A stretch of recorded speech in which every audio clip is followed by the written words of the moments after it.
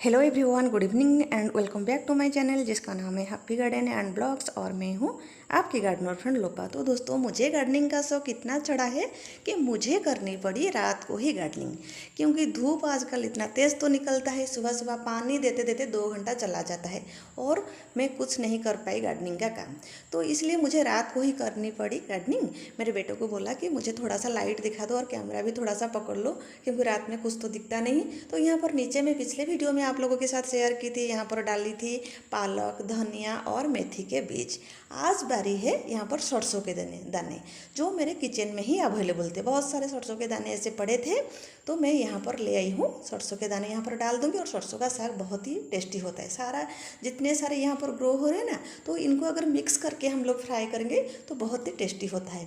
तो यहाँ पर मैंने डाल दिया सरसों के दाने। डालने के बाद फिर थोड़ा सा मिट्टी यहाँ पर कवर कर रही हूँ, क्योंकि कबूतर यहाँ पर बहुत ही ज़्यादा है। तो मिट्टी कवर करने के बाद फिर मैं पानी थोड़ा सा, पहले तो मैं बीज डालने से पहले थोड़ा सा गीली कर ली थी मिट्टी को, फिर उसके बाद डालने के बाद थोड़ा सा पानी और थोड़ा स्प्रिंकल कर देती हूँ यहाँ पर। फिर मुझे टेरेस पर कुछ करने हैं काम, मुझे माइक्रोग्रेन्स भी ग्रो करने। तो मैं अभी चल रही हूँ यहाँ पर, देखिए पूरा अंधेरा हो गया है, तो यहाँ पर मैं अभी आ गई हूँ टेरेस पर। तो टेरेस पर मुझे ग्रो करने हैं माइक्रोग्रेन्स। तो माइक्रोग्रेन्स के लिए मैं जो मेरे पास था मेरे किचन में, ये था मेथी के कुछ दाने, सरसों के कुछ दाने और जो पालक और धनिया मैंने नीचे डाल रखी थी वहाँ से कुछ बच गए थे। तो ये तीनों को मैंने 3 गमला तैयार कर लिया है। मेरे पास कुछ भी मिट्टी भी नहीं था, बिल्कुल थोड़ी सी मिट्टी थी। तो मैंने 3 गमलों के नीचे वाले हिस्से में मैंने डाल रखा है सूखी पत्तियाँ और सूखी टहनियाँ, उसके ऊपर बस थोड़ी थोड़ी मिट्टी मैंने डाल दिया। तो पहले मैं मिट्टी को थोड़ा सा गीली कर लेती हूँ। गीली करने के बाद फिर मैं डाल दूँगी सारे बीज।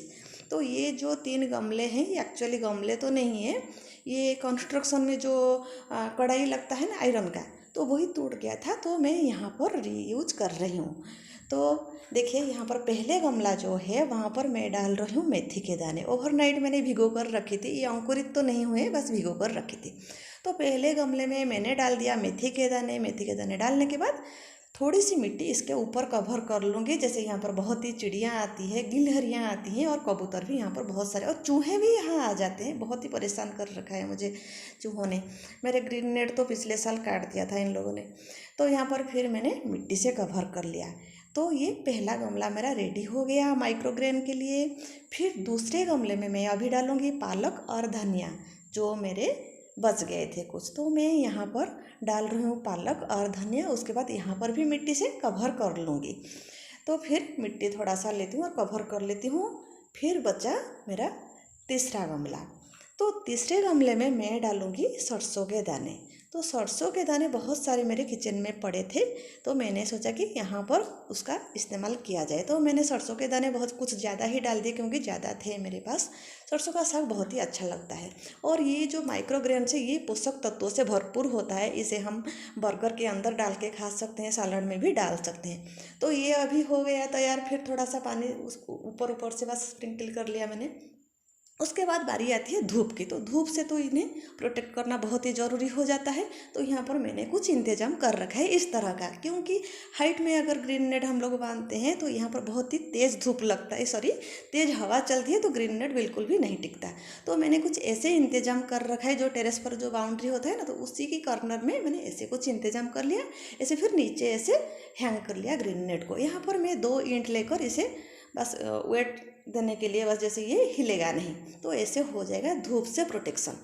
ठीक है। और मैं मॉर्निंग वॉक में गई थी, जो मैं कुछ पौधे ले आई थी, और एक नीचे मेरे नीचे के गार्डन में, और ये वाला जो है अन्नपूर्णा का पौधा बोलते हैं। इसे चावल के हम लोग डाल के खाते हैं, तो चावल का जो स्मेल, एकदम खुशबू एकदम बहुत ही अच्छा हो जाता है। जैसे कि आप लोग सादी चावल अगर बनाओगे ना, तो वो बासमती जैसा स्मेल करने लगेगा। और ये दूसरा पौधा है बिसल्यकर्णी उसे बोलते हैं, बहुत ही मेडिसिनल इसका वैल्यू होता है। और एक दूसरा छुई मुई जो टसमी नट होता है।